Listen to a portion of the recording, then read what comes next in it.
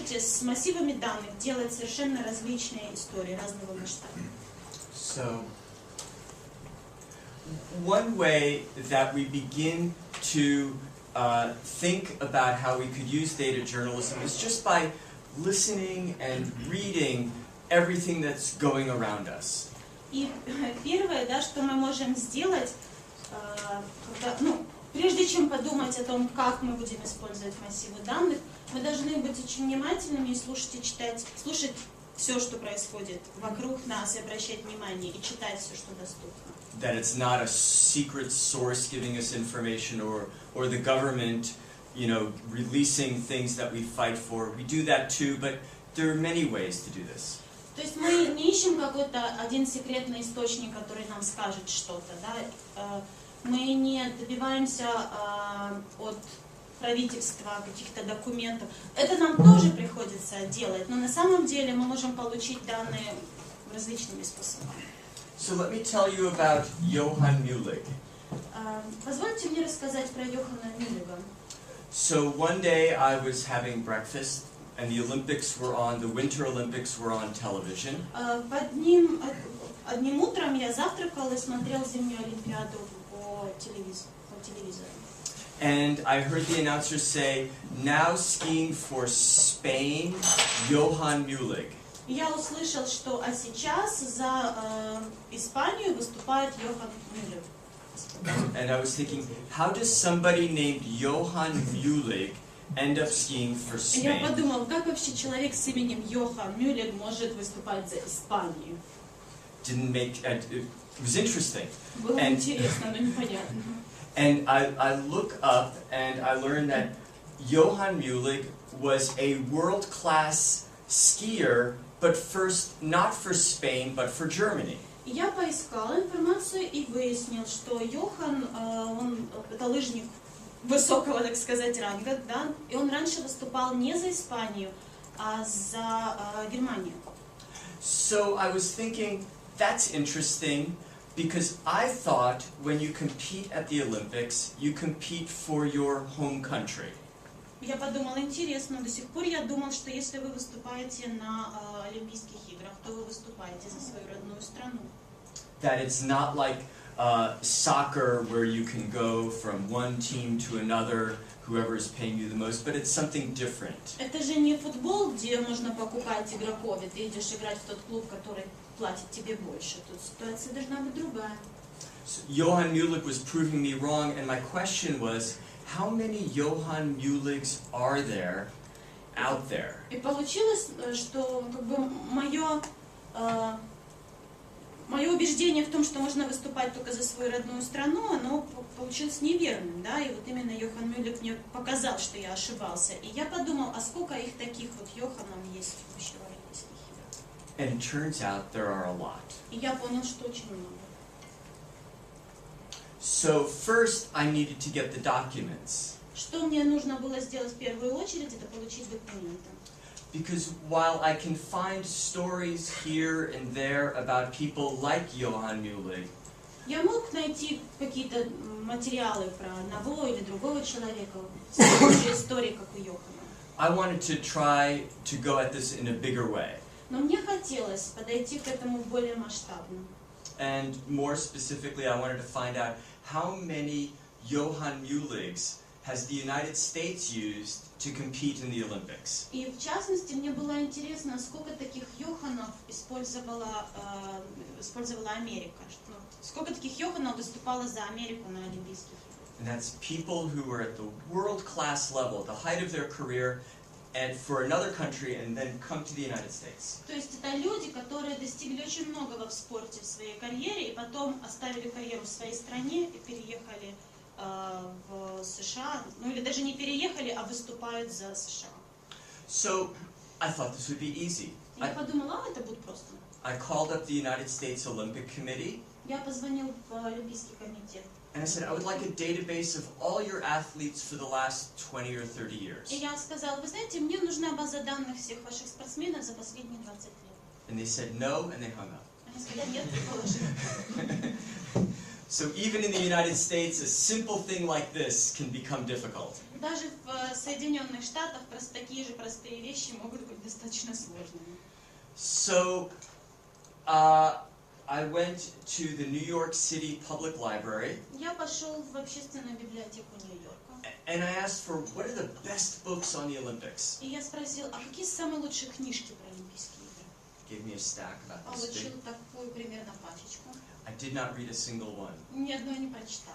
but I went to the back, Но я посмотрел на библиографию. to the bibliography, and I went to see where do these best books get their information. И я посмотрел, откуда, собственно, вот эти самые лучшие книжки берут информацию. And buried in there, I learned that there was a very small special library in Los Angeles that is just about the Olympics. И в этой вот библиографии была спрятана такая маленький пункт, очень специализированная библиотека в Лос-Анджелесе, которая, собственно, фокус ее был на Олимпийских играх. They took money from the 1984 Olympics in Los Angeles and set up this library. I called up the library and I said, I'd like this list of U.S. athletes for the last 20 or 30 years. И я позвонил в эту библиотеку и сказал, вы знаете, я вот ищу список всех спортсменов за последние 20-30 лет. He said, no problem, this is who you need to call. And I got around everybody at the U.S. Olympic Committee, and that afternoon I had a spreadsheet of every athlete for free. И они сказали, да, хорошо, без проблем. И вот, в принципе, у меня совершенно бесплатно была огромная таблица всех спортсменов, которые выступали за США. So this is what they did not want me to get, but a very nice person gave this to me. И если Олимпийский комитет США не хотел мне давать эту информацию, то какой-то очень чудесный человек в маленькой библиотеке мне ее дал. Now here you begin to see some of the problems with data journalism. I had a list of more than 3,000 athletes. У меня был список более чем 3000 имен, 3000 спортсменов. How do I take this list of 3,000 athletes and find Johan Muliks, the people who were world-class athletes for other И nations? как же мне было теперь в этом списке найти моих Йоханов Мюллигов, людей, которые поменяли страну, за которой они выступали? Turns out that in this spreadsheet, in this database, was the place where the athlete was born. В этой таблице одна из колонок это было место рождения спортсмена, страна рождения. Took that database of about 3,000 names, and all of a sudden, if I just looked for those born not in the United States, that list became fewer than 180 people. И вот из этой большой таблицы в 3000 человек, если бы я взял только тех, кто родился не в Америке, то там был мой список сократился до 180. That I could begin to work with. А уже с этим можно было работать. So every day, I'm working on other stories, by the way. This is not something I was doing full-time. This was like a little side project. I was just curious about this. Но опять-таки, да, я хочу обратить ваше внимание, это не был мой основной проект. Я работала, у меня была моя работа, какие-то другие материалы, которые я писала. Но просто это вызвало у меня интерес. И это такой был маленький, не знаю, проект сбоку, которым я занимался.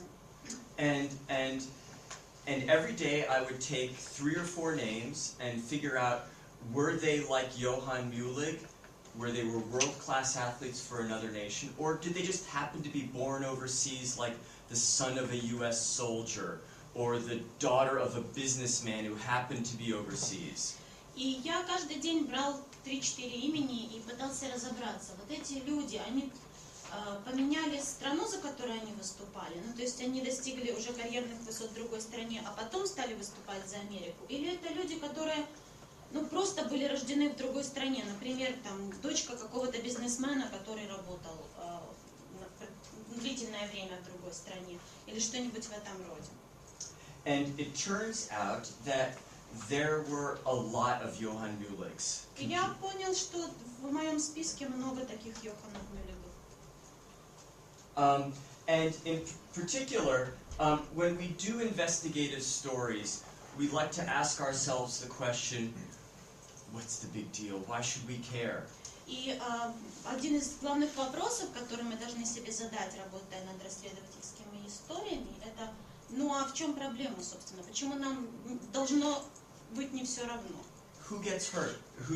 Is there any problem? Is there anyone really getting hurt, or is it just kind of interesting that there are a lot of Johann Muliks? Есть ли, страдает ли кто-либо от тенденций, которые мы наблюдаем, да, производит, как это сказать, сейчас извините, если ущерб, да, спасибо большое. То есть, может, это просто интересно, ну, забавная тенденция, но никого она не задевает.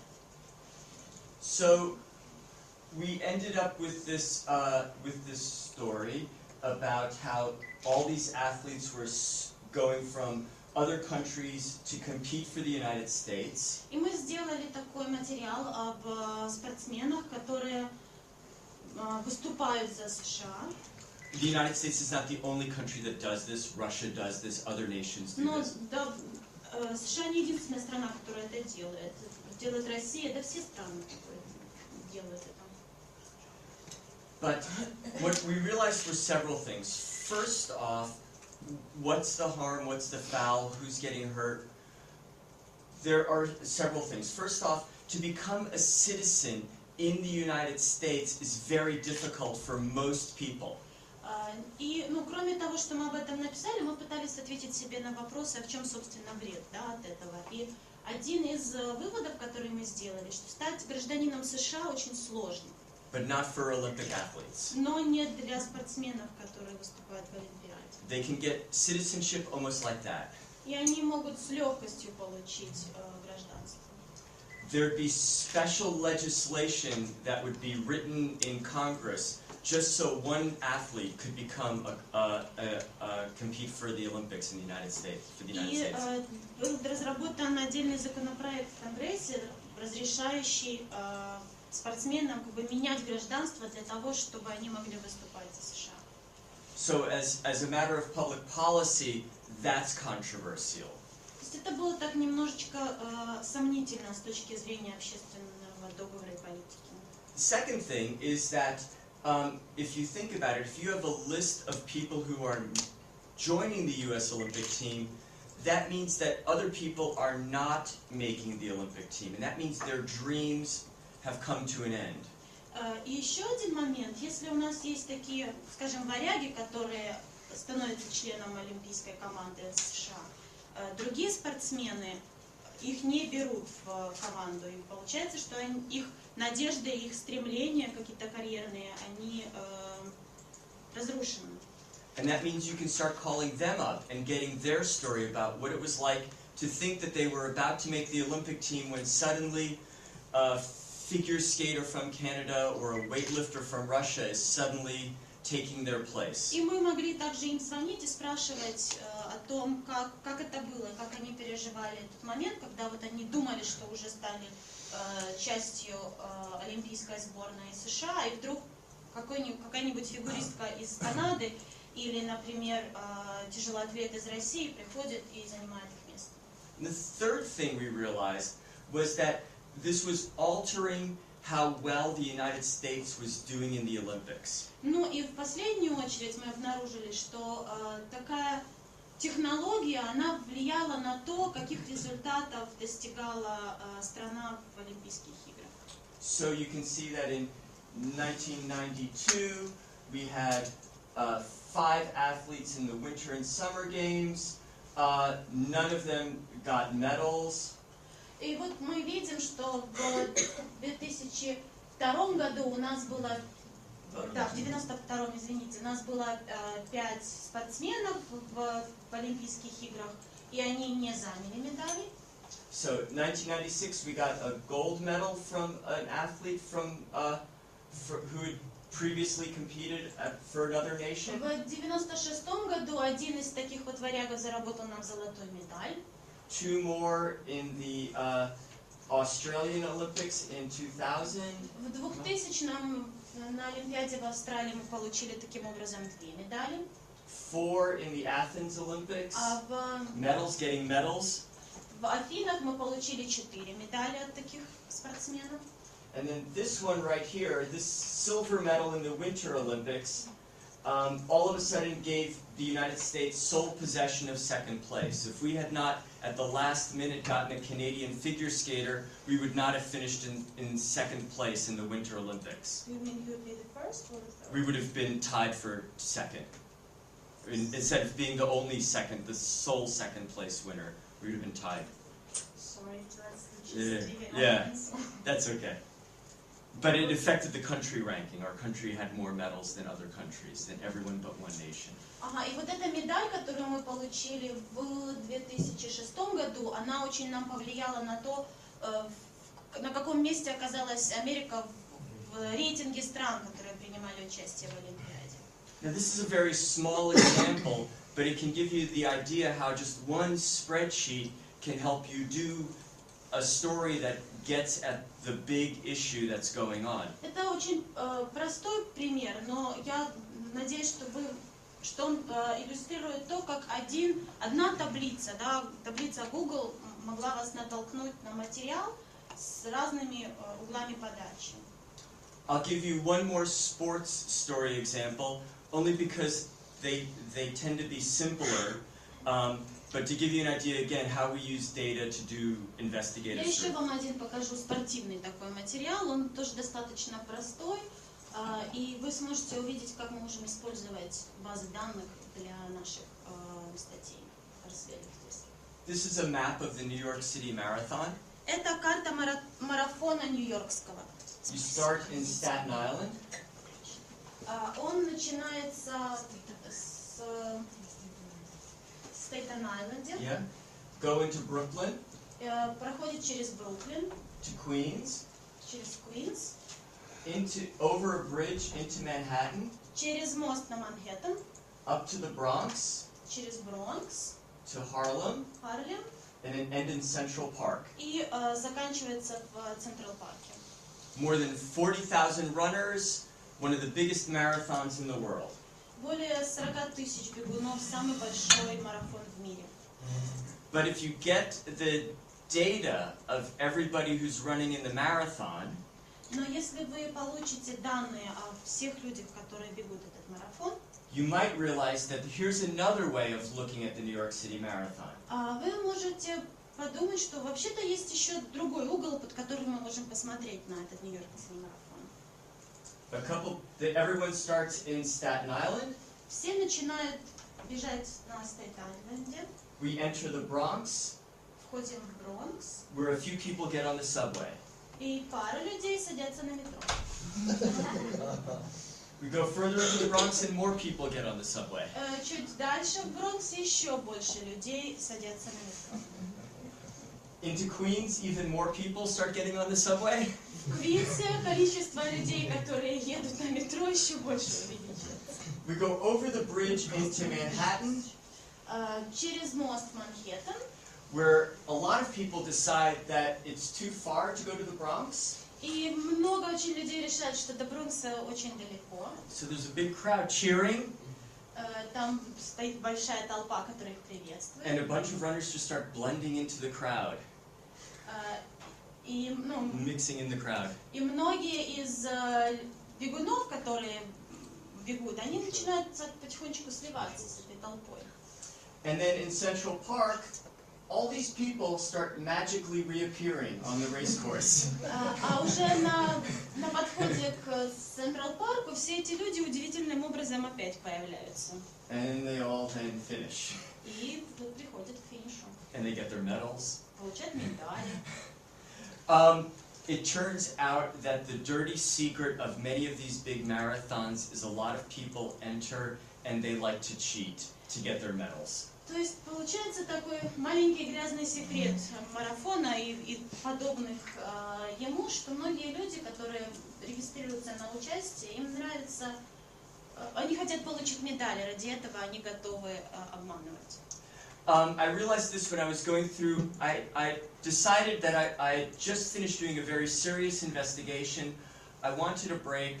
I thought I would write about marathons. My first instinct was, I asked if I could write for a few weeks about marathons. The sports editor said sure.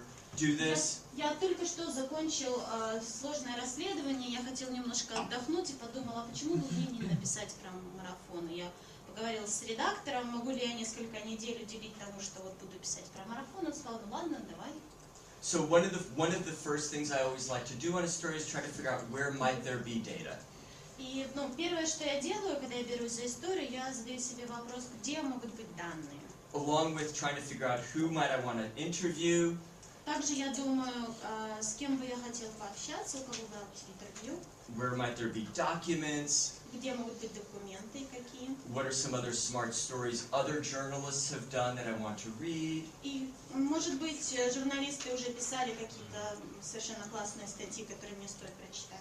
In the spreadsheet of the marathon, they included the times not just when people finished, but how they ran the course every 5 kilometers. И в этой базе данных, которую я получил по марафону, там были данные не только о начале и конце забега каждого отдельного человека, там были временные точки через каждые 5 километров. And that's because the runners have little chips on their shoes. Все бегуны имели маленькие чипы на своих кроссовках.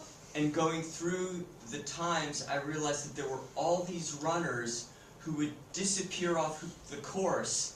Their chips worked fine early on, and then their chips stopped working, and then they would start working magically.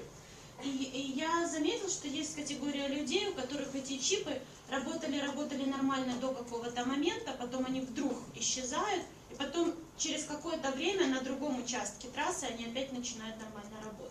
Ну, то есть есть данные по этим чипам. There was another way to verify that these people were cheating, and that's because at marathons they take souvenir photographs of all the runners.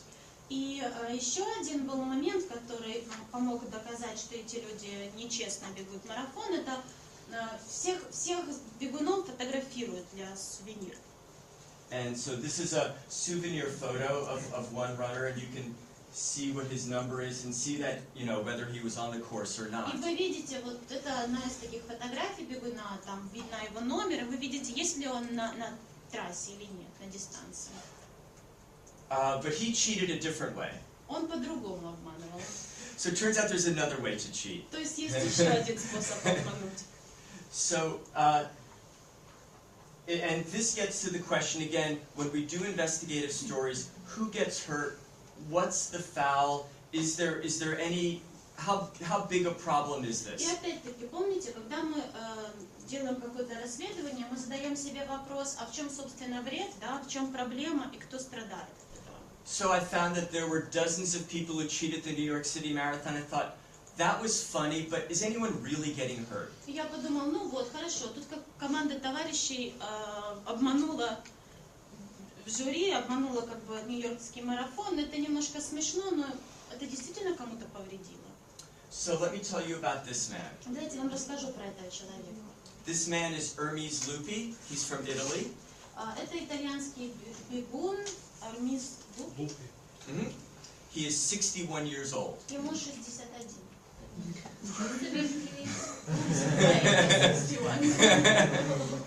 In fact, he won the race for all men 60 years and older at the New York City Он Marathon. выиграл забег среди людей старше 60 в марафоне. It turns out the other way you can cheat at the New York City Marathon is you get a bib to enter the race, a bib number. Еще один способ, как вы можете халтурить, да, в забеге. Вы можете регистрироваться на марафон, получить номер, But then you sell it to somebody а else. потом продать его кому-нибудь. But you're not supposed to do this. Ну, то есть вы не должны этого делать. Hermes Lupi is a real person. Hermes Lupi это реальный человек, он существует. But he sold his bib for 300 euros И он продал свой регистрационный номер за 300 евро. to this man who's 25 years old. Вот этому парню, которому 25.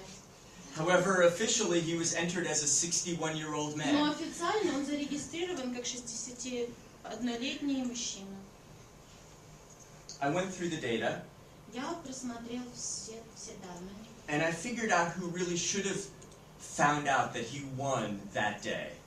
И я понял, кто как бы должен был понять, что он победил. For men 60 years and older. В группе мужчины старше 60. And it was about as New York a story as you might ever imagine. И это была такая самая нью-йоркская история, которую можно себе только представить. His name is Alan Miller. Его зовут Алан Миллер. He's run the New York City Marathon 25 times. Он бежал марафон нью-йоркский 25 раз. He gets together with his friends from the New York City Police Department before the race.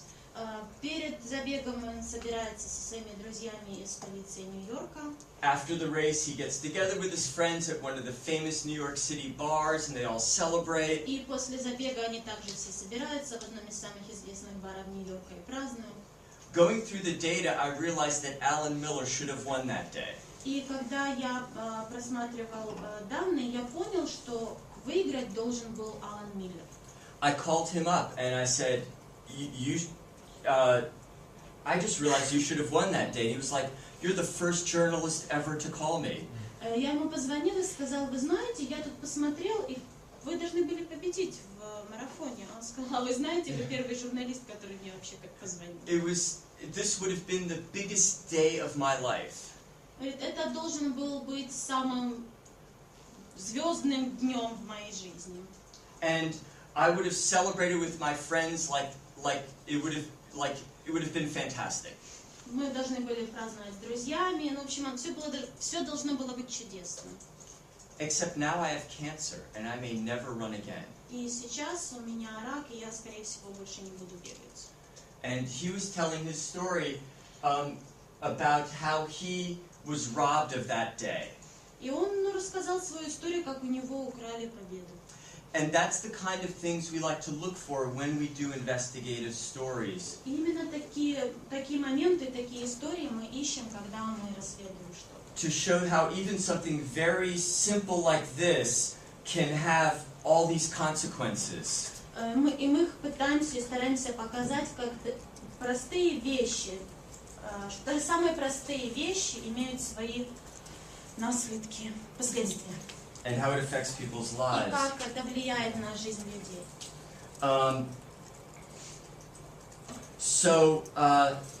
That's one way we go about using data to go and do stories.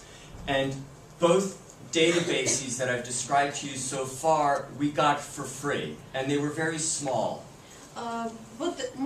Мы используем базы данных для того, чтобы развивать свои расследовательские материалы. И в этих примерах, о которых я вам рассказывала, эти базы данных были достаточно маленькими, и мы получили их бесплатно.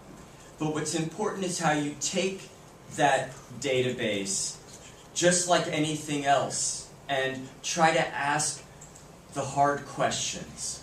И вам нужно, когда вы приступаете к работе с базой данных, вам нужно относиться к ней как, ко всем остальным источникам и задавать трудные вопросы. And keep pushing yourself and saying, what's going on here? How bad is this? Is there someone getting hurt? What's the damage? И спрашивать себя, да, в чем, собственно, проблема. Есть ли кто-то, кому нанесен вред? Кто как бы пострадал? No more sports stories. Больше про спорт не буду рассказывать. But let me tell you about another story. This is about a big gas pipeline exploding in California. Я вам расскажу про взрыв большого газопровода в Калифорнии. This was a breaking news story. Это была главная новость. The day that a big gas pipeline exploded, killing a bunch of people near San Francisco, I was asked to help with our breaking news coverage of this gas pipeline explosion. В тот день, когда был взрыв газопровода, были убиты люди пострадали люди возле Сан-Франциско, и меня попросили помочь в освещении этого события. То есть мы готовили такие экстренные новости.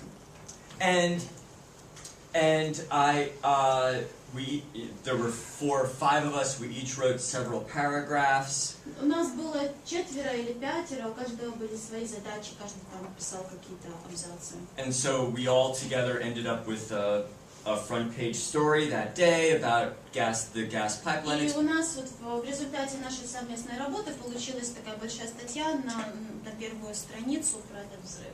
And my part was about how often gas pipelines explode in the United States. Моя часть работы была в том, чтобы определить, как часто вообще случаются взрывы на газопроводах в США.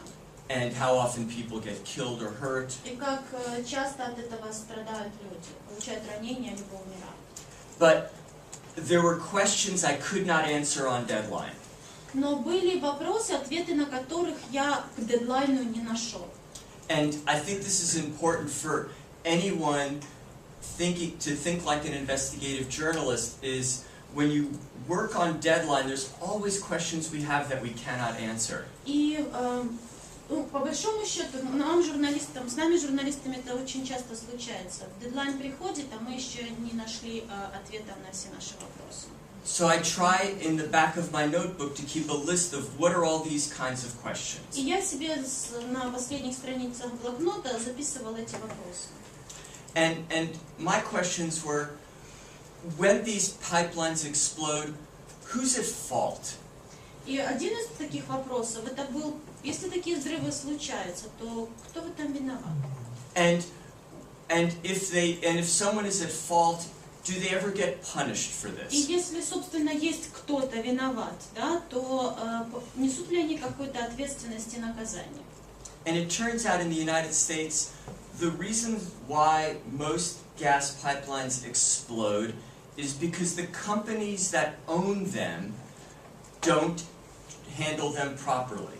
И я понял, что причина, по которой чаще всего взрываются газопроводы, это та, что компании, которым эти газопроводы принадлежат, не используют их правильным образом, неправильно их эксплуатируют. The companies do not repair them properly. Не вовремя и не совершенным образом проводят ремонт. One of the company's own workers might accidentally drill or bump a big plow into the pipeline. Случалось даже то, что работники той же компании повреждали сам газопровод. And that's what causes most of the gas pipelines to explode. И это была причина, самая частая причина взрывов на газопроводе. Killing people, injuring people. Аварии, которые убивали людей и ранили людей. And then my next question, I realized this after deadline, my next question then is, so if the companies themselves are blowing up pipelines and killing people who have nothing to do except they happen to be in the wrong place, do these companies ever get punished? Это я выяснила это уже после дедлайна. И следующий вопрос, который я себе задал, это раз сами компании, которые владеют этими газопроводами и вызывают эти аварии, понес ли хоть кто-нибудь из них наказание за это? So it turns out in the United States, I could get a database of every gas pipeline explosion. Я смог достать базу данных, где была информация по каждому взрыву, который случался на газопроводах в Штатах. And How then, many years? 5 or 10 years. За последние то ли 5 или 10 лет. Yeah. And then separately, from a separate part of the government, I could get a list of every time a gas pipeline company was fined or punished for anything wrong. И еще отдельно я еще одну базу данных получил о том, какие штрафы и наказания вообще подвергались газовые компании. То есть все какие-то административные там всевозможные штрафы. Where did you get those databases? So it would be from another government agency. От органа власти, только это были два разных органа власти, которые дали эти базы данных. Did you have any troubles getting those databases? So because they were kept by separate agencies, no, because one agency is their job was just to keep track of explosions. В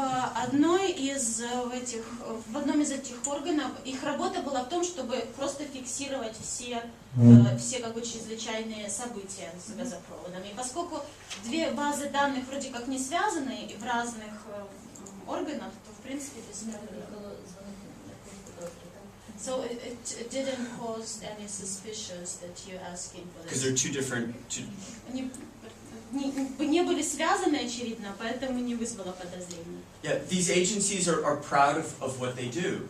И эти как бы госорганы, они гордятся тем, что они делают. It turns out gas pipelines are considered transportation. Газопроводы считаются транспортированием, да, это транспортная сфера. And that's important because it's important as a journalist to know how government regulates И something. очень важно для журналиста понимать, каким образом государство регулирует ту или иную сферу. So the same government agency that keeps track of every time a train goes off the rails, or a bus accident happens, or an airplane crashes, that same agency keeps track of when pipelines explode. То есть где я должен был искать свои данные? Это один и тот же орган власти, он ведет статистику и ведет реестр всех чрезвычайных ситуаций в транспортной сфере. Если поезд сходит с рельс, или случается авария самолета, или еще что-нибудь, и в том числе аварии на газопроводах, вся эта информация находится у одного органа власти. And then separately, there was another agency that keeps track of every time a company is punished for wrongdoing. The same way, like in court records, there are court records that say we've convicted this person we've charged this person or convicted them of murder. Другой орган власти ведет статистику и реестр того, какие штрафные санкции были наложены на различные компании. Точно так же, как есть судебные записи, да, которые говорят, кто там из людей в чем был обвинен по решению суда.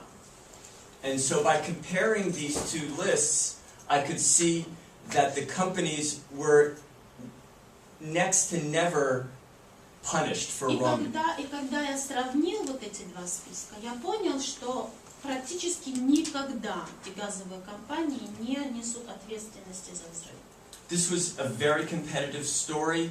Everyone in the United States was writing this. This was front page for days after this big explosion. Была очень большая конкуренция среди журналистов в освещении этой темы. Она не сходила с первых страниц в течение нескольких дней. Все об этом писали. And I found that I was the only reporter in the country asking about how the government oversees and regulates and punishes companies for when these kinds of accidents Но happen. я понял, что я был вообще единственным журналистом в Америке, который подумал о том, кто, собственно, виноват и несут ли виноватые ответственность. Как правительство дальше наказывает, регулирует и наказывает тех людей, которые вызвали аварию. Which to me was crazy, but that's, I think, part of the thing when you work like an investigative reporter, you'll find yourself in areas where no one else is looking. Мне показалось в тот момент это очень странным, но вообще-то, наверное, это неотъемлемая часть расследовательской журналистики. Если вы что-то расследуете, обычно вы на поле один. Да? Никто из ваших коллег не смотрел на ситуацию под таким углом. Even in very competitive stories. Даже в тех темах, о которых обычно много пишут. What was really interesting here was that I was going through documents and I found that there was a different independent investigator at another government agency that found that this very same company that blew up this neighborhood in San Francisco had been found for doing wrong in an earlier accident very recently. И когда я просматривала эти документы, я обнаружил, что один из тоже как бы проводилось расследование. It was independent investigator. Yeah, independent. Независимое расследование также проходило, и которое обнаружило, что вот эта компания, по чьей вине взорвался газопровод в Сан-Франциско, ранее была оштрафована за тоже какие-то нарушения. Combining it all together, we were then able to do a front-page story that reads like this.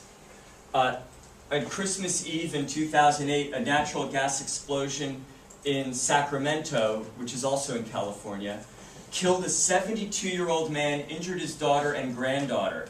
Investigators determined that Pacific Gas and Electric was to blame for the leak, but federal and state regulators never cited the utility for safety violations. И мы могли написать материал со следующими словами, со следующими выводами, что в 2008 году, накануне Рождества, был взрыв газопровода неподалеку от Сакрамента, это тоже в Калифорнии, вследствие которого погиб 72-летний мужчина, и также пострадала его дочь и его внуки. Но и было расследование, которое пыталось доказать вину компании, но федеральные и государственные регуляторы, они никогда не привлекли компанию к ответственности, несмотря на то, что расследование было. And Pacific Gas and Electric was the one that blew up the neighborhood in San Francisco. И это была та же компания, по вине которой произошел взрыв в Сан-Франциско. It was one of many examples that experts and studies say is weak oversight of pipelines, a problem that has contributed to hundreds of pipeline explosions, killed 60 people, and injured 230 in 5 years.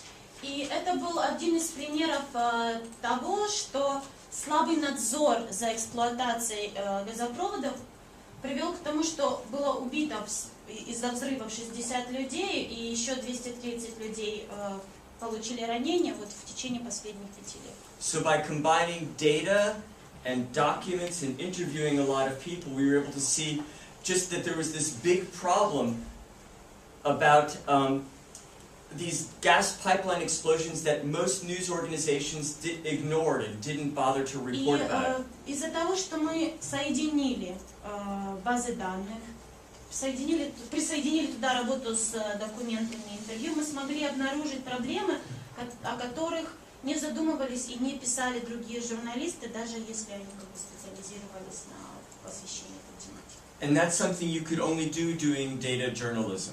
И это что-то, что вы можете делать только если у вас есть данные и работу с данными. There were other twists and turns in this story, but when I went to go interview government regulators about all of this, they said, essentially, you're right, we have a big problem. Были там тоже разные аспекты в этой истории, но когда я пришел уже делать интервью с представителями власти, они сказали, вы знаете, вы правы, у нас большая проблема. Now, why it was me finding this rather than all the other journalists doing stories, Почему это нашел я, а не другие журналисты, которые освещали? we all should have been doing this. But again, this is what you can find yourself doing when you're using data to do stories. По-хорошему мы все должны это делать, но я получил возможность найти вот этот аспект только потому, что я знал, как использовать данные, базы данных. Another example of how you can be working on a competitive story and how data can help you find things that your competitors missed. This is from when I was covering Hurricane Katrina. Еще один пример того, как данные могут помочь вам найти информацию, которую пропускают ваши коллеги, даже если конкуренция на освещении тем очень высока. Это я тогда освещал ураган Катрина. And I went down to Louisiana, to New Orleans. Я был в Луизиане, в Новом Орлеане. I was doing like what many other reporters were И doing, делал по большому счету то, что делали другие журналисты. traveling around, interviewing people. Путешествовал, да, ездил туда-сюда, смотрел, проводил интервью с людьми. But whenever I saw documents or data, I would just grab them. Но если я видел, что есть доступные какие-то документы или базы данных, я все это собирал. Even if I didn't know what it would be good for. Я даже если я в тот момент не знал, как я буду использовать и будет ли с них какой-то толк. It turns out when there are natural disasters like hurricanes, there are lists that you can get. Я понял, что в случае с такими природными катаклизмами, да, как, например, ураган, есть определенные списки, которые вы можете получить. And one list that was very interesting, I thought, was a list where family members would post on the Red Cross's website, I've had to flee New Orleans because of Hurricane Katrina. I've gone to Tennessee or to Georgia or to И один из Texas. списков, который мне показался очень интересным, это люди ввели такой реестр на сайте Красного Креста. Они писали, например, я должен был уехать из Нового Орлеана из-за этого урагана Катрины, например, переехал в Теннесси или еще куда-нибудь. And the Red Cross does this list all the time. И Красный Крест, он ведет этот реестр, он поддерживает этот список. I figured this list had to be good for something, but I didn't know what. Я думал, что этот список мне может пригодиться, но еще не знал для чего. Several weeks later, I was back in New York, Несколькими неделями позже я вернулся в Нью-Йорк. and I was going through my notes, Я пересматривал свои записи and I started looking at this list again, и опять стал смотреть на этот список, which we had in a database. который был в такой, в форме электронной таблицы базы данных. And I started thinking, well, what if we started calling up all these people? What might we Я learn? подумал, а если я позвоню этим людям, что я узнаю? And one thing that we're fortunate to have at the New York Times is a polling department who does surveys for presidential elections. И одна из штук очень классных, которые у нас есть в Нью-Йорк Таймс, это отдел опросов. Они проводят опросы, например, во время избирательных кампаний. То есть есть отдельный отдел, который занимается опросами. But if I was at a smaller news organization, I would have probably gone to a university, because many universities also have polling centers. Но если бы я работал в какой-то газете поменьше, я бы, наверное, обратился в университет, потому что часто в университетах есть тоже такие социологические центры. And we started, I set up a survey where we called up these people who had fled New Orleans. We called them up 6 months after the hurricane. И мы звонили этим людям через 6 месяцев после урагана, мы звонили тем, кто уехал из Нового Орлеана. And we wanted to see where things were, and what we learned is that there were big differences about who was hurt in Hurricane Katrina. Мы расспрашивали их, что произошло, и мы выяснили, что была большая разница между теми, кто пострадал от урагана Катрина. Several things. First off, if you were white and you had money, chances are your life was back to normal. И если вы представитель белой расы, у вас есть деньги, то высоки шансы того, что вы возвращаетесь к своей нормальной жизни. But if you were black, Back in New Orleans, back in New Orleans, yeah, На том же месте, где жил, да? До урагана. they'd moved back. Возвращайтесь в Новый Орлеан, не знаю, в тот ли самый дом, но вы возвращаетесь в свой город и к своей обычной жизни. But if you were black and you did not have money, that was not true. Но если вы представитель африканской расы и у вас нет денег, то Generally. Потребитель пособий, да? То вам не удастся, да? Это правило для вас не сработает. Is that because of the black, they live on welfare or? No, it's nothing to do with welfare. Нет, не с пособиями ничего. It's just that blacks in New Orleans tended to have less money to begin with. Просто так случилось, что черные в Новом Орлеане, у них просто было меньше денег. Which meant once you left New Orleans, you were not going to come back. И если в случае, когда они были вынуждены покинуть город, они уже не могли вернуться. It's too hard. Очень сложно. Generally, yeah. Так, в общем. So, and the other thing that we learned was that almost everybody felt like the nation forgot about them, that no one cared anymore. И еще мы также обнаружили, что практически все люди, они чувствовали себя так, как будто страна о них забыла. Им всем было все равно. But the point is that taking a database of all these names allowed us not to just tell one person's story or another person's story. We were able to show how this was part of a much larger, these stories were all part of a larger pattern. Но обладая этим списком, мы не только могли рассказать какие-то отдельные истории каждого отдельного лица, мы могли проследить, как эти истории укладываются в какую-то в большую тенденцию, да, как из отдельных каких-то историй складываются тенденции и паттерны. And have this on our front page and tell readers, look, here's what's happening months after this hurricane that people are no longer really thinking about. И мы могли сказать, что вот посмотрите, что происходит там после 6 месяцев после урагана, да, как люди живут и что, собственно, происходит. And these people who thought they were forgotten are not forgotten. It's about private data, yes? How could you take these Там были leaves? персональные данные. Как Yes, вы могли how- использовать The эти Red Cross data was not private. The Red Cross makes its data public. данные в Красного Креста, они не считаются частными. То есть And they do it- это общественная, They do it for- публичная информация. And they do it for emergencies around the world, whether it's a tsunami И or они всегда делают это в случае каких-то природных катаклизмов, как там, например, цунами или что-нибудь еще. so. It's like trying to take data, even if it's free, and thinking what might it be good for. Всегда ищите базы данных, особенно если они бесплатные. Даже если вы не знаете, как вы их будете использовать.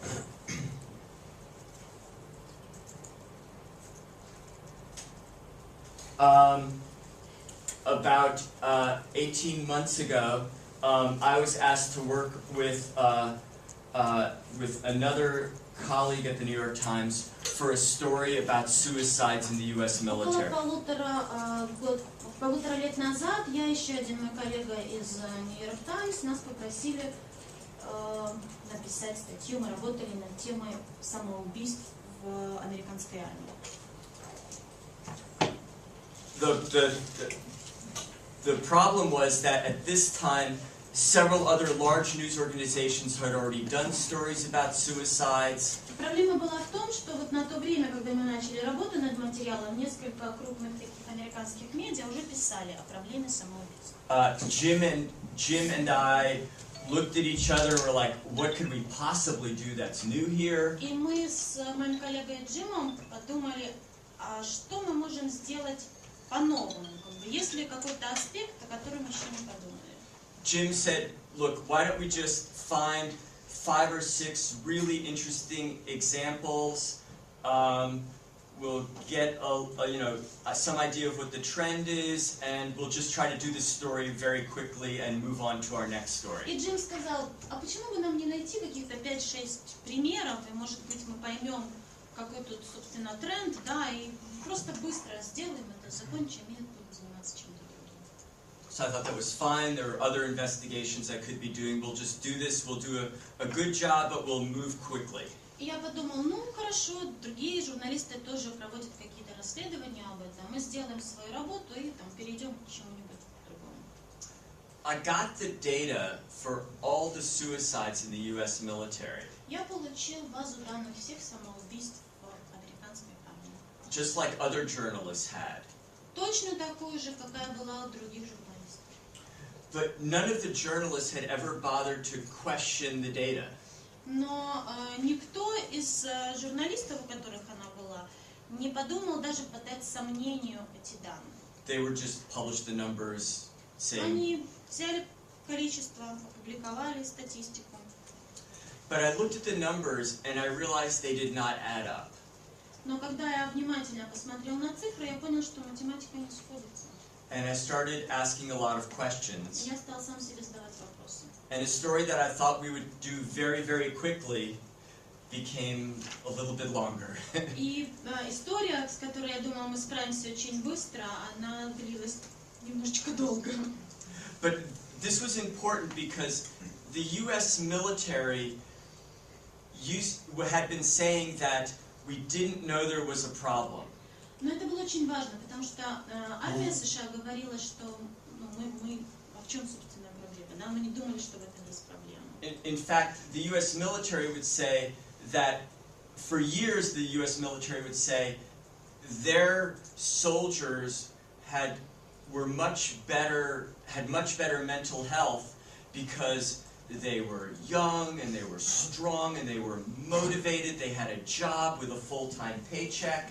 These people were far less likely to commit suicide. И как бы армия говорила, что вообще ситуация с душевным здоровьем у солдат, она очень намного улучшилась. У нас они все молодые, они хотят служить в армии, они мотивированные, у них хорошее социальное обеспечение, у них приличная работа и приличная зарплата. То есть эти люди не склонны к самоубийству. So that means they didn't feel like they needed mental health services for their soldiers. И как бы они не ощущали необходимости в какой-то поддержки душевного здоровья, то есть специальные какие-то, помощь людям, которые испытывают душевные проблемы. And so they didn't realize they had a problem till just very recently, and now they're trying to do something about И it. они говорили, вот мы только сейчас обнаружили эту проблему и пытаемся что-то с ней сделать.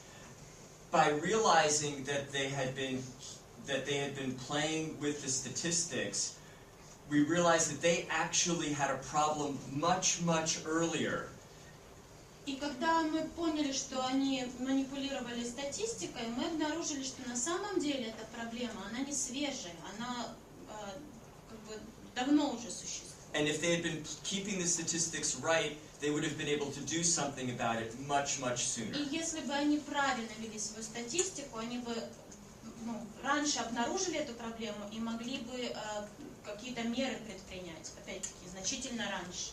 And this was part of our package that we ended up doing about suicides in the military, and it led the Pentagon to actually change the way that they keep track of statistics of suicides. Мы писали об этом, о том, что они неправильно ведут статистику в нашей статье, и в результате, после публикации, мы таки заставили нашей публикации Пентагон поменять подход к статистике. Извините, а как он узнал, что статистика велась неправильно? How did you realize that the statistic wasn't kept properly? What were the signs? Sure, the signs were this. So they have a suicide rate. У них был уровень самоубийств, процент, да? And the way people in the medical profession write, they'll often say there were 18 suicides for every 100,000 people.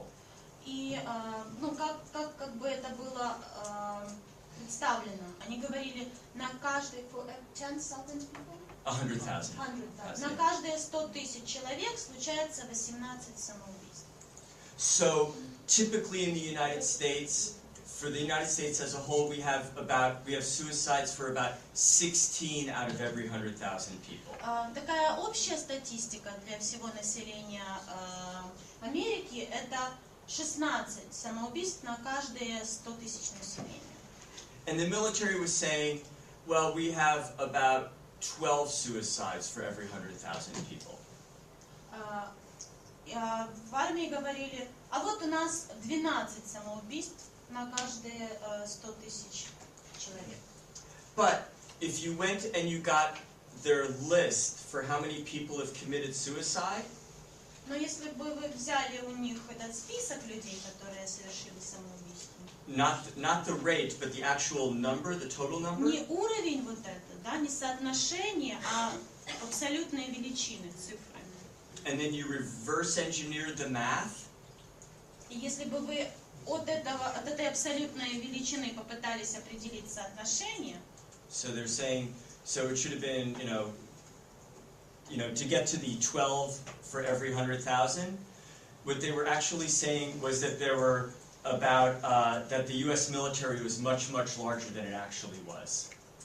They were playing with the denominator, the number at the bottom.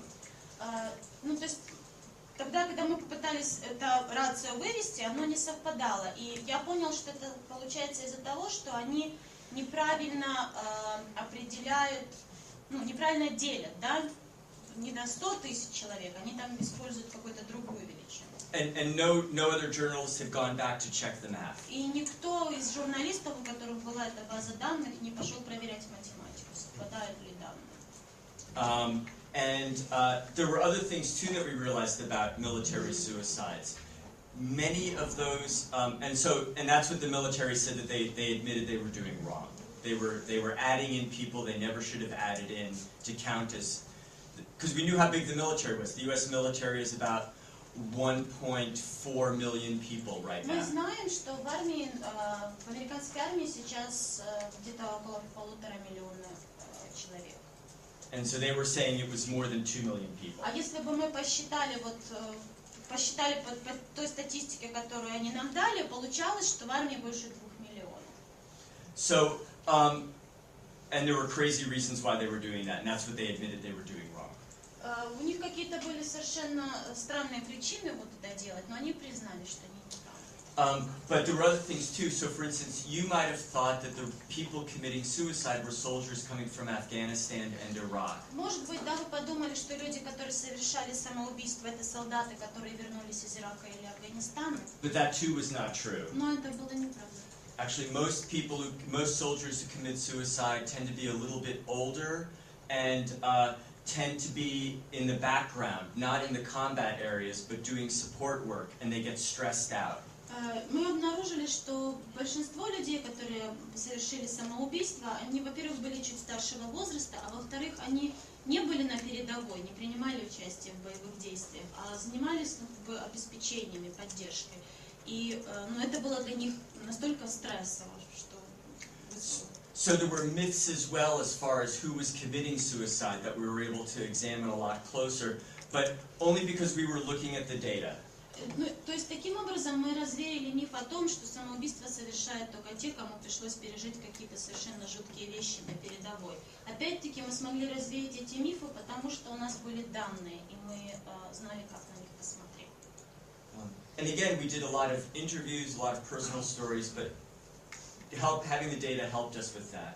Опять-таки мы проводили интервью, мы писали много таких личных историй, но данные помогли нам увидеть тенденции и тренды. Very quickly, I know that we're running out of Я time. понимаю, что у нас заканчивается время. This is a series that we've been doing this year. Это серия публикаций, которой мы занимались в этом году. We've been examining the hospitals that serve U.S. soldiers. Мы исследовали больницы, в которых проходят лечение солдаты. As well as their families. Ну и их семьи также. And we had a couple anecdotes of people who went to these military hospitals and things went wrong. У нас были такие анекдотические истории о том, как люди обращались в эти больницы и как все потом пошло неправильно. But we didn't know whether it was just bad luck or whether there's a problem in U.S. military. Но мы не могли понять, это просто кому-то не повезло или все-таки есть системная проблема. We had a year-long fight with the Pentagon.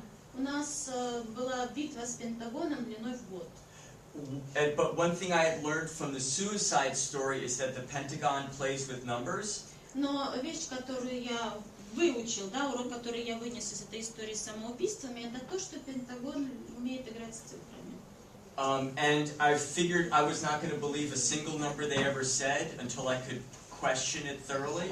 Поэтому я не очень доверял всем тем цифрам, которые они дали, пока сам не проверил.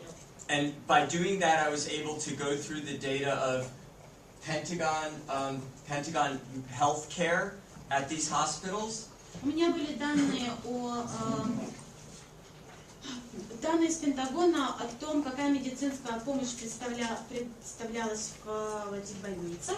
And then we were able to check how the things they do most often, which are surgeries and delivering babies, that they do a really bad job. И мы поняли, что самыми проблемными такими сферами, да, вещами, которые они делают плохо, с чем возникает чаще всего проблемы, это операции и роды. And worse than civilian hospitals in the United States. То есть с этим обстоят дело хуже, чем в обычных больницах. It took us a year to get this data. Мы около года добивались этих данных. Большая была битва. But just a couple of months ago, the Pentagon said it had a big problem. They agreed that our stories were right. They have a big problem, and they just have changed the way that they oversee medicine for their hospitals. Совсем недавно, несколько месяцев назад, Пентагон таки признал, что существует проблема, признал проблему, и они сказали, что они будут пересматривать систему здравоохранения и оказания медицинской помощи американским солдатам. Yeah. А яким чином ці дані вони здобули? Щоб вони в суді прийняли? How did you get this data? Did you go to the court? This is we had to file what we call a Freedom of Information request. Мы через запрос получили эти данные. And that's what took a long time to fight to get. И история с этим, пока мы их получили, длилась достаточно долго. So sometimes we use Freedom of Information Act requests. Sometimes we get whistleblowers leaking us data. Иногда мы получаем базы данных по такому информационному запросу, да, запрос на публичную информацию. Иногда нам дают данные инсайдеры. But I also teach an investigative reporting class to young students, college students. Я также веду курс расследовательской журналистики в колледже для студентов. And they've done some amazing work. Since 2007, they've been finalists or have won for best student investigation in the country. И они, мои студенты, они пишут тоже совершенно потрясающие работы. У них есть даже такой конкурс на лучшее студенческое расследование. And let me just tell you about one of their stories, because it's another example about how using data allowed them to get at a bigger Я story. хочу вам показать один пример, опять-таки, как использование данных позволило из маленькой истории развить, увидеть в ней большую проблему и развить. In New York City, there was an incident where police were chasing a bad guy by the Empire State Building.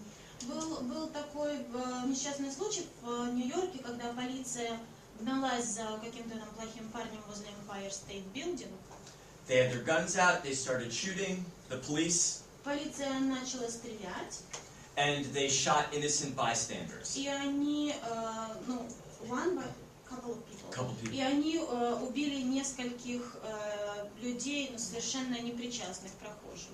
Big headlines, innocent bystanders shot by police. И были такие громкие заголовки, что невиновные прохожие были убиты полицией. One of my students said, I'd like to do a story about that. И кто-то из моих студентов сказал, я хочу об этом написать. I said to her, what could you do that's going to be different than what everybody else И я has? сказала, хорошо, но а что в твоей истории будет отличаться от того, что уже было написано ранее? Your time is valuable. Why should you do something that we already know?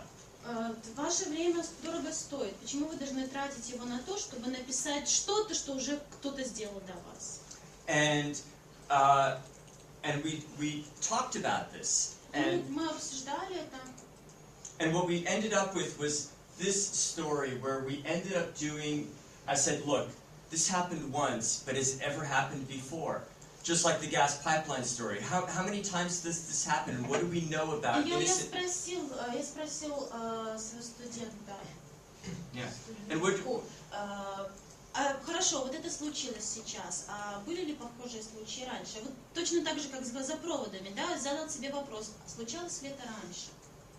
So we built, this student and several others built a database of every time an innocent bystander had been shot by the New York City Police Department. И автор публикации, команда расследовательская, которая работала, они создали базу данных всех случаев, когда в перестрелке полицейской были убиты прохожие.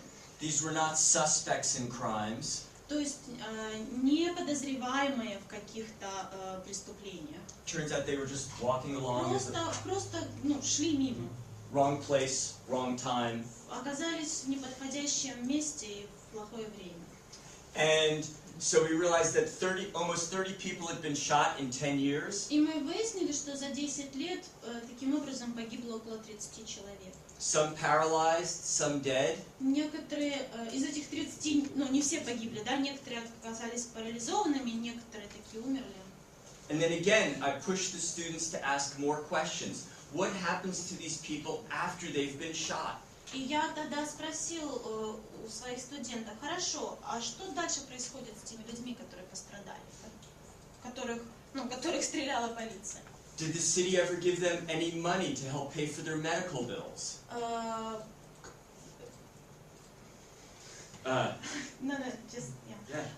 Оплачивал ли город Нью-Йорк, да, и там нью-йоркская полиция их лечение, например? And it turns out New York City, even after its police had already shot the person, would fight having to pay any money whatsoever. И мы выяснили, что несмотря на то, что вот именно полиция Нью-Йорка стреляла в человека, повредила его здоровье, город Нью-Йорк очень туго платил какие-то компенсации, там были судебные, разбирательства. Они очень неохотно платили какие-либо компенсации. And we could find instances where two people would be shot.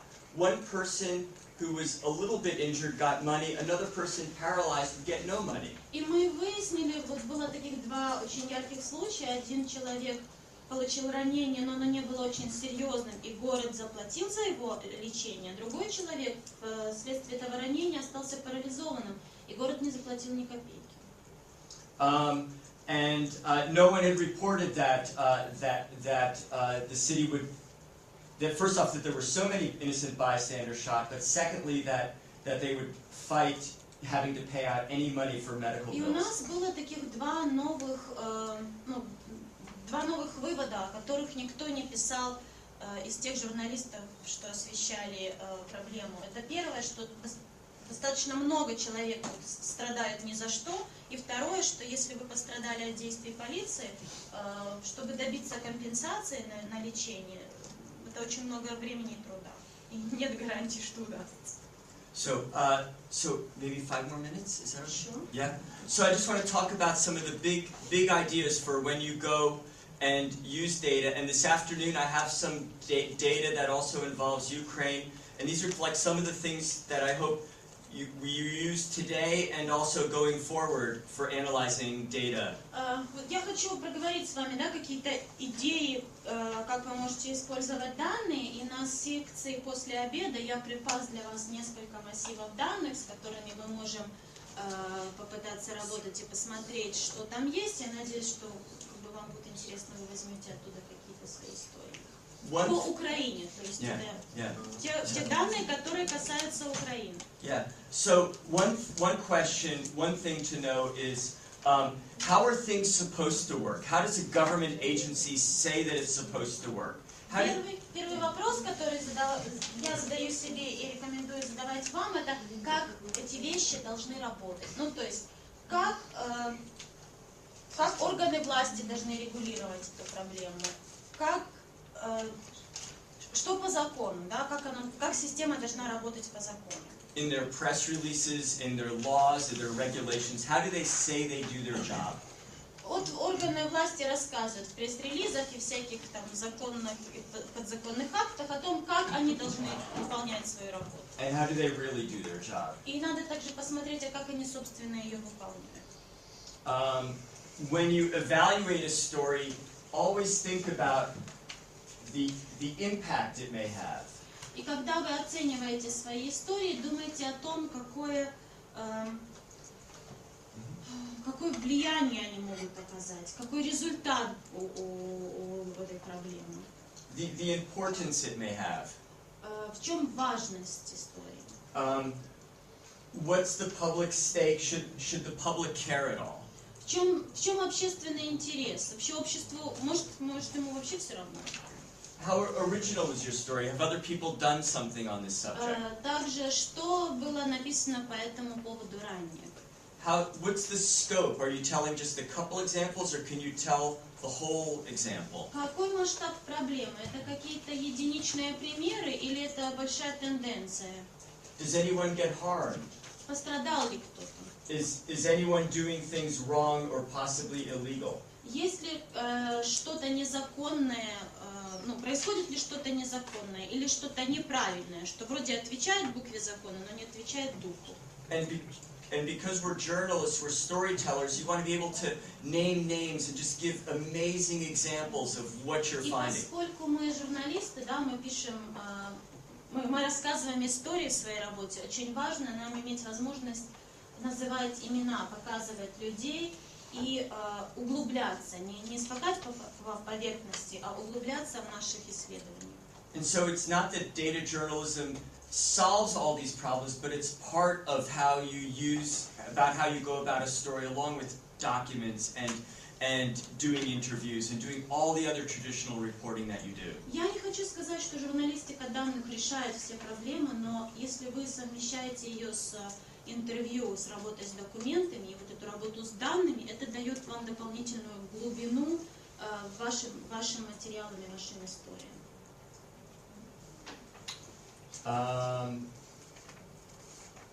a lot of the traditional things. Another thing we try to do with investigative stories is what are all the things we can verify?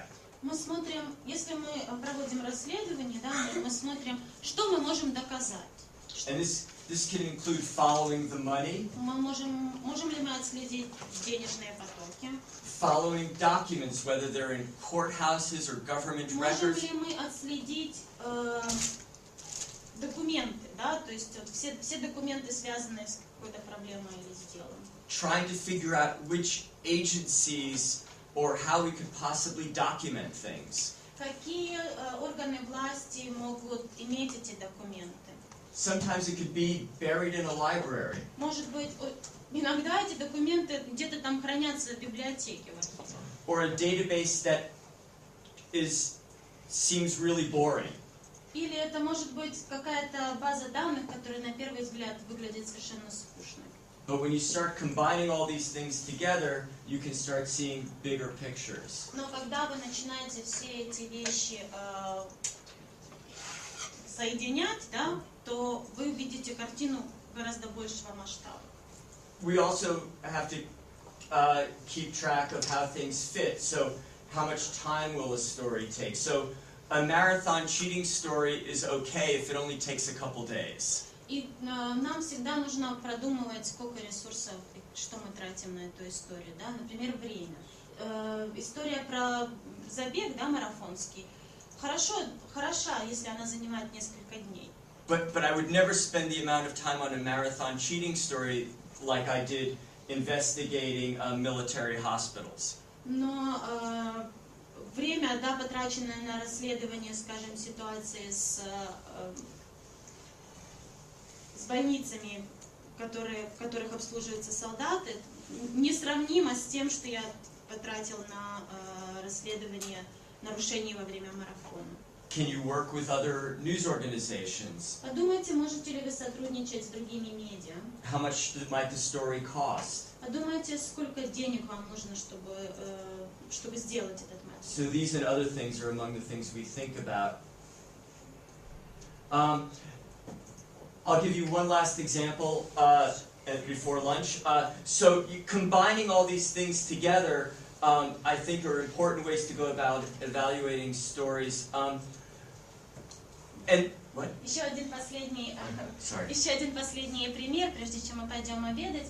Опять-таки я хочу подчеркнуть, как важно соединять различные элементы журналистской работы и как именно это соединение, симбиоз влияет на результат, который мы получаем. So let me give you one last example, and that's when we got the WikiLeaks trove of documents. Я хочу вам как пример привести, когда мы получили документы WikiLeaks. I've been working on the Snowden files as well. It's the same kind of approach. Я также работал с документами Сноудена, то есть подход примерно один и тот же. And that is often realizing that the story may not be in one single document. И главное это понять, что не обязательно вся история содержится в каком-то одном документе. But little clues might lie in a bunch of documents. Может быть там в большом количестве документов какие-то маленькие ключики, которые вам помогут. And again, when you stitch them all together, then you see a bigger И story. когда вы их все вместе сшиваете, только тогда вы видите историю во всем масштабе. Going through the diplomatic cables, one of the things we learned a great deal about that other people missed was about how the North Korean missile business works. И когда мы разбирались с этими документами, да, которые дипломатической перепиской, вещь, на которую мы обратили внимание, на которую никто не обратил внимания, это история про ракеты в Северной Корее. And often this would just be one sentence in the middle of a diplomatic cable. Может быть, в этой дипломатической переписке в письме какое-то было одно предложение. But what we were able to see is how the entire process worked. Но мы с помощью его могли отследить, как работал весь процесс, вся система. A company in Switzerland would sell North Korea a very important piece of machinery. Мы определили, что компания Швейцарии продавала Северной Корее какую-то механику, да, какие-то детали. And then Russia and Ukraine would sell North Korea very specialized steel that was very precisely made. А Россия и Украина продавала Северной Корее специализированную очень сталь. And then other countries would then we had this, if you saw this all the way down, you would see all the countries buying North Korean missiles. И там эта картиночка, она длинная, мы ее не все видим, но там есть также иллюстрации, которые показывают страны, которые покупали Not just в Iran, Северной Корее ракеты. yeah, not just Syria and Iran, Это не только Иран и Сирия, but Egypt and Египет, Angola Ангола and other и nations. другие страны. Then we could also see how the money would flow from those countries back to North Korea. И мы также могли увидеть, как денежные потоки из этих стран в Северную Корею. They would go through banks in the United States and in Europe, Эти деньги шли через банки в Европе и США. then maybe to China, but always ending up Может быть, через Китай, back to North Korea. но всегда оказывались, And then also, возвращались в Корею. and then how they would take the profits, the North Korean leadership would take the profits and go celebrate down in Burma. И руководство Северной Кореи получало с этого прибыль, и потом ехали праздновать куда-нибудь на Бирму. This was not in one cable, but we had to stitch it all together. Это не было, вот эта вся схема не была описана в одном письме. Мы, когда смогли всю эту переписку связать, по слогу мы вот эту схему обнаружили. And this is one of the things, again, you can do with data journalism, is try to stitch together all these things that don't seem to quite И fit. это, собственно, то, что вы можете делать с данными. Работая с данными, вы можете сшивать вещи, которые на первый взгляд кажутся не связанными между собой. The cables may seem old to many of you, but we just used them again a few months ago, I guess about a year ago, when Syria had its chemical weapons attack. And we found all these same little threads, and we could piece together a story about how all these companies in the United States and in Europe had helped give Syria its chemicals to И make. опять-таки, когда был скандал с использованием химического оружия в Сирии, мы вернулись к этой переписке дипломатической, к этим файлам, и опять-таки вот по каким-то обрывкам информации мы смогли восстановить схему, как европейские страны и Америка, да, как компании помогали Сирии получить это химическое оружие. Okay, I know we're out of time and you want to have lunch. Все, у нас время закончилось, пора обедать.